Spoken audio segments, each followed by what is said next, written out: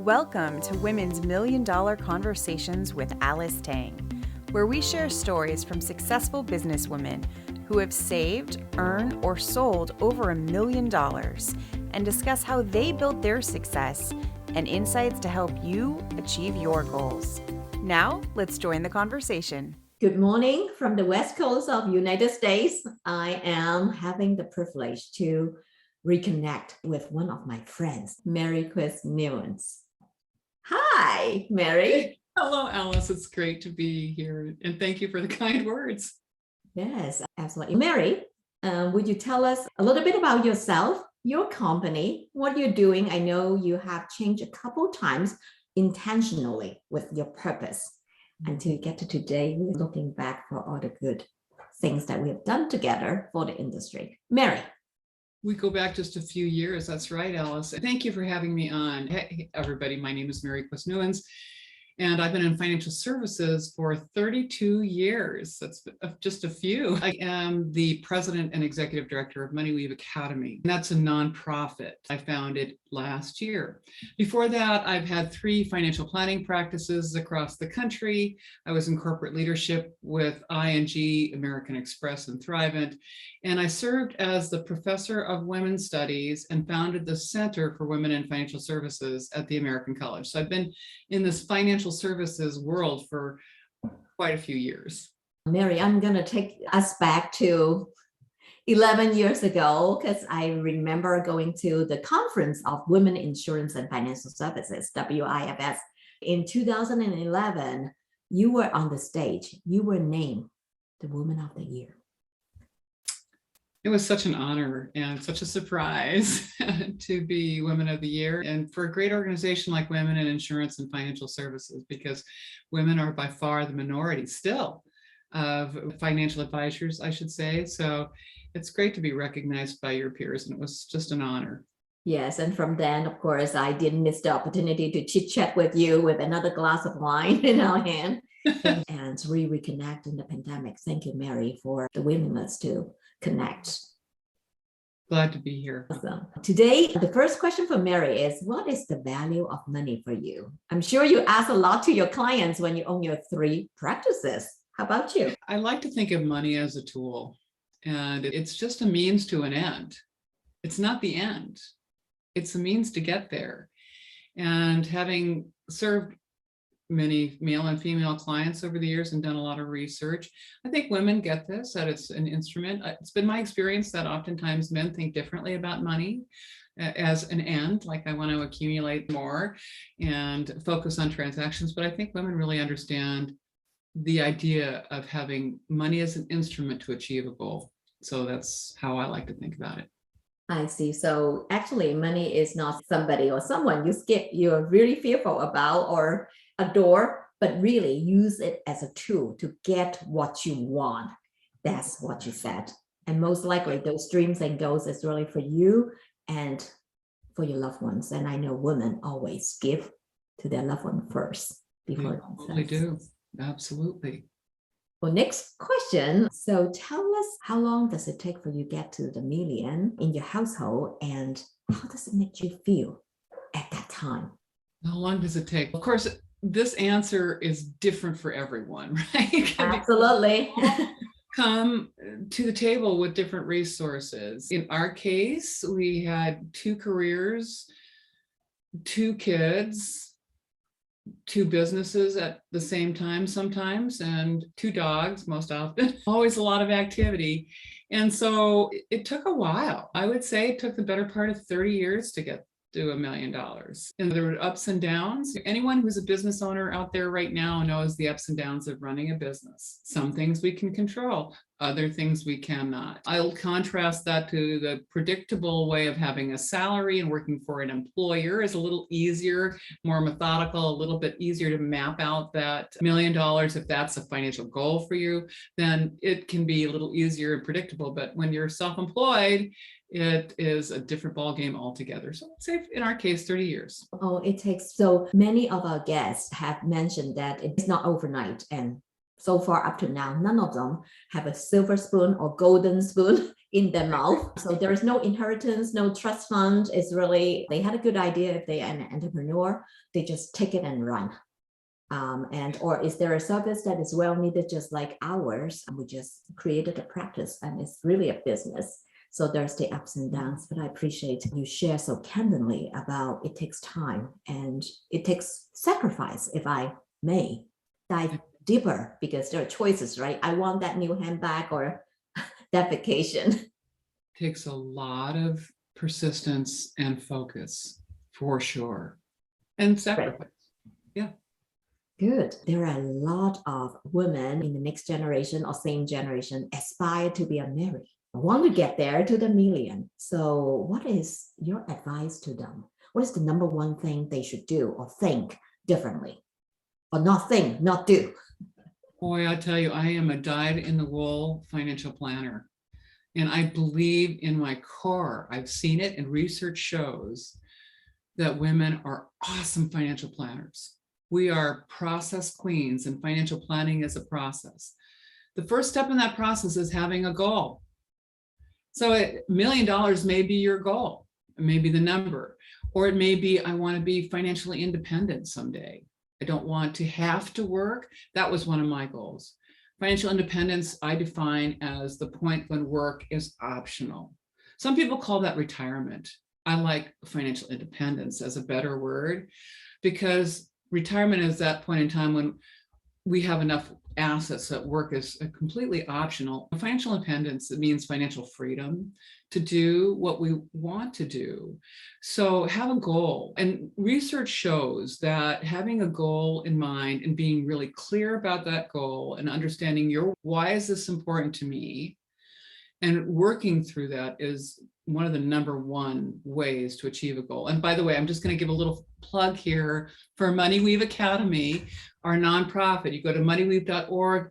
We have a free downloadable SMART Goals workbook to help you identify your goals and financial concerns and prioritize them and go really through your why, what's your motivation, to help you achieve the things that matter to you the most. Financial goal, the destiny that you see, have a very good clarity of that goal. Get clarity on your goal and why is that important to you? Because if it's just, hey, I want to retire someday, that's really not a goal. A goal is what you're willing and able to do. That's a goal. Willing and able to do is the goal. That's the goal. Exactly. We would talk about the difference when I would work with clients about the acid test of goals. If you're not willing or you're not able, then it's not a goal, it's a dream. And dreams can become goals, but goals you have to be willing and able to achieve. Wow, that's really deep. So we talk about retirement. I just like to do a small side story about me. I know this is a conversation. I also own a financial practice for the last 21 years with a few wonderful partners. Majority of my clients are women. That's why I'm doing this Women's $1 Million Conversation. And clients always ask, because of my gray hair, Alice, when are you going to retire? Because it's just like you ask your dentist or your doctor, when are you going to retire? So I can plan. From about 10, 12 years ago, the questions start asked because I start to look older. My answer is, you know what? I'm in retirement. Because in retirement, you are enjoying what you do. Yes. I'm doing what I wanted to do, yes. which is telling you what to do and getting paid. Really important. Your taskmaster, Alice. Keep us on track. So next question, back to Mary. On your road to success or get to that million, I'm sure there is a lot of different biases that you have encountered, but the powerful Mary overcome those. Could you name one and tell us a little bit behind the scene reason and how you overcome that? That's a good question. And I have to immediately go to gender bias. We talk more about that too. But when I started in financial services, I started as a fledgling financial planner with a company called IDS, which was a part of American Express. And that was in 1990. And I really wasn't sure if that was the right path for me or not, but I really loved the idea of financial planning. And in the 32 years that I was in financial services, it's a very male-dominated industry. When I started, it was 12% roughly of financial advisors were women in 1990. And now we're all the way up to about 20% of financial advisors are female. And if you look at the leadership, the senior leadership, the C-suite, CEO leadership of financial services companies, women represent about 5%. And we are half the population. We have nearly half the nation's wealth, but the industry is stubbornly male dominated. And that was my experience. And so the bias, the implications of that bias is that you're not always given the same advantages. Women are often, and women say this to themselves, we say this to ourselves, we have our own biases. Many clients, female clients, say, I'm just not very good at money. And the industry often thinks that women aren't just very good at money, and there's nothing that could be further from the truth. So that is part of why Money Weave exists, to help women overcome this bias, and why people like you, Alice, exist and help women, because women are financial rock stars. They just don't know the hidden talents that they have. Anyway, that's a big bias for me that was challenging, still is. I think our jobs, you running the nonprofit at this path in your life, and I'm still owning the practice with wonderful business partners, instilling the confidence in them, saying that I can. Yes. I can. And this is exactly why you and I are thinking that the Woman $1 Million Conversation is going to hit somebody with the right chord, because not everybody connect with each other. Somebody connect with Mary better, somebody connect with Alice better, or some other guest better. But listen to their story if that is aligned or similar to what you're going through. Exactly. Totally. Yeah. Look at the beautiful Mary can get to the million. Look at the short little Alice can get there. So two extreme, right? All the odds and adversity. And everybody in between. We can do it. And women can do it both on their own, and we can do it together. Now, also on your road of success, I'm sure that you have to make a lot of big decisions. And some decision is stacked very high. How do you process those decisions and land on a decision? I like the time-proven method of the Ben Franklin approach to reasoning. If you're familiar. Oh. You take a piece of paper and you put a line down the middle, and you put pros on one side and cons on the other. And so I like to think through, I'm a visual thinker. I think women we like to write out things more than men think in their head. I like to write and see. That helps me reason better. It helps me also understand things. So I write my pros and cons, and do the pros outweigh the cons, and really spend some time thinking about trying to be objective, because oftentimes big decisions can be emotional decisions, and emotion can be the enemy of good decision making. Our fear can get in the way, or our hope can get in the way. And so we want to try to be as objective as possible. So pros and cons help. And then if there's a financial implication to it, and I'm going to make a big financial decision, an investment oftentimes, and whatever that is, an investment in kids' education, an investment in my retirement, or security, if I'm buying a stock, bond, or mutual fund, or whatever it is, I want to understand what's the potential return on investment, and how does that fit in my overall game plan. So those are some of the things, pros and cons, and looking for a return on investment. Very good, very good. Next question is, through the journey of 31 years in financial services, there might be times in your life that you say, this is too hard. I want to quit. What has kept you going? Oh, how many times have I thought, oh my goodness, I think anything that's really worth having is hard. It's hard to get there. And I think that women oftentimes have more challenges than do men oftentimes, because if we are independent business owners, access to capital is hard. We have more biases to face. We have more risks in our lives. We live longer, we often under-earn, and we have all these challenges to deal with. And oftentimes we may not always understand the financial aspects of it. So it's good to be informed about that. But really what keeps me back on the road, or gets me back, is really focusing on, why am I doing this?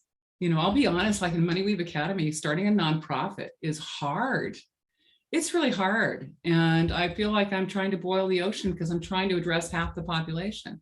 Women need financial education, and we are all different stripes, right? All different economic classes, ethnicities, preferences, and yet we are so gifted when it comes to money.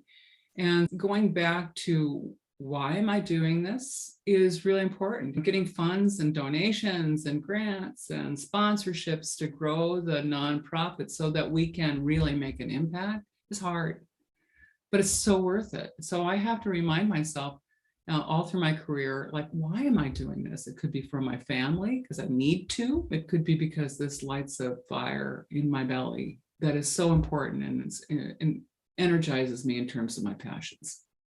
That helps me. When listening to you, I had goosebumps, and I thought, what a beautiful way to say, this is my legacy. Because we all know that when we leave this world, Mary, we don't take anything, including the clothes we're wearing. I feel so strongly about helping women become more financially secure. And this is something that we are knit together in our passion, right? And that's what keeps me going. We can make a difference. I know we can. We're needed, no matter how young we are. If there is one thing that you look back in your 31 years and said, I want to redo when I start over, what is that one thing you would like to do differently? It's such a good question, because I look back on my career, and it even goes back before financial services, the 30 years. I got my MBA 40 years ago.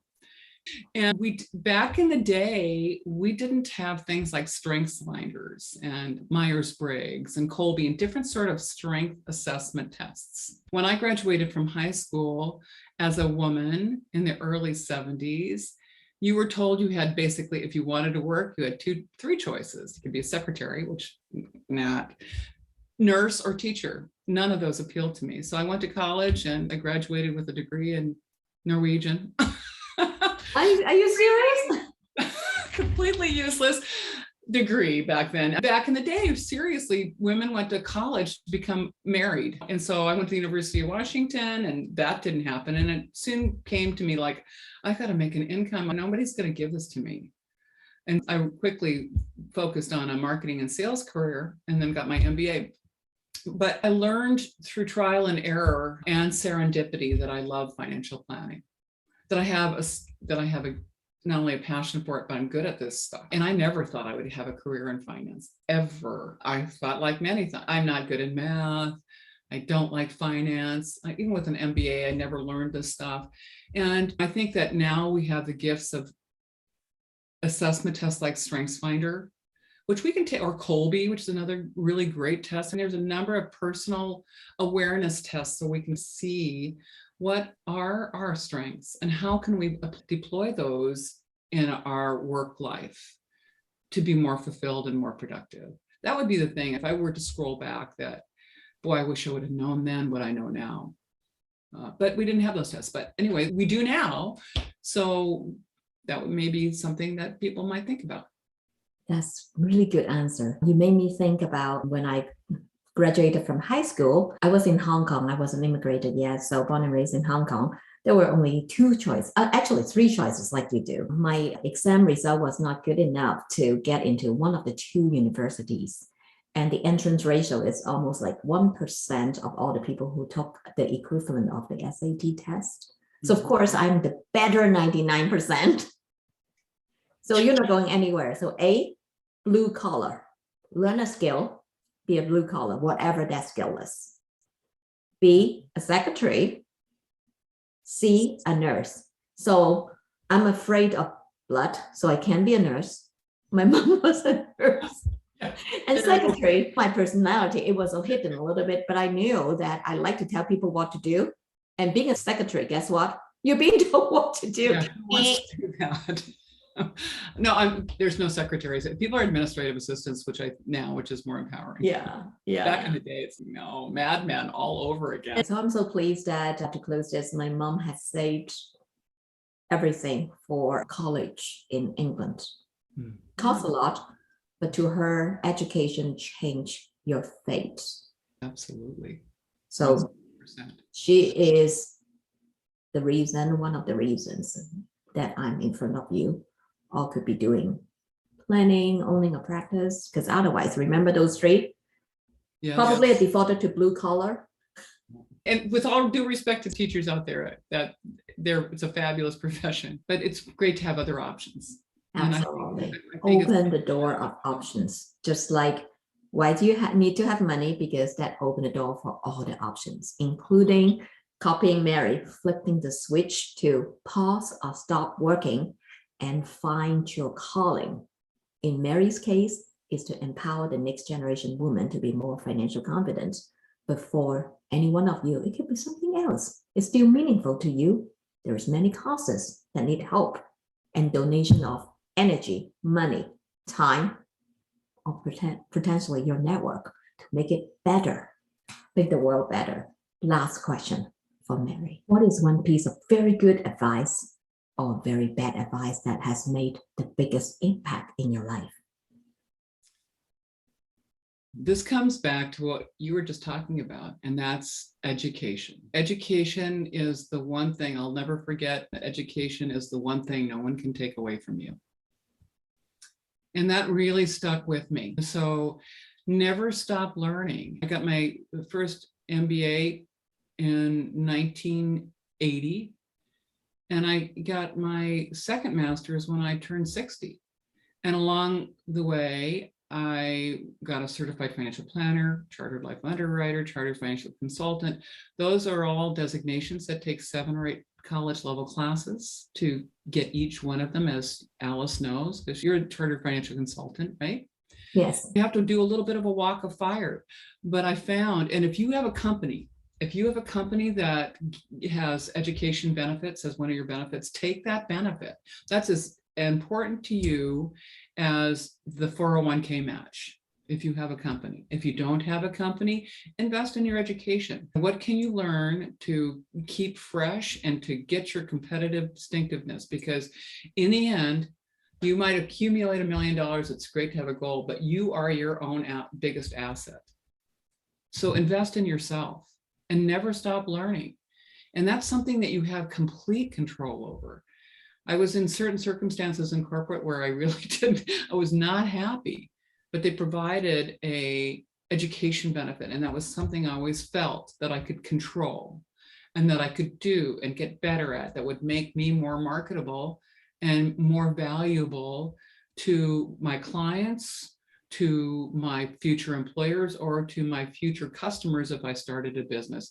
And that, in my view, has made such a difference in my career trajectory. So never stop learning, keep investing in yourself and your education.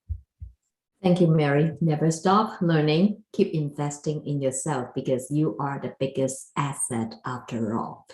Thank you so much, Mary. We're so happy to have you today. Thank you for such a delight, Alice. So good to see you and honored to be here. Thank you, Mary.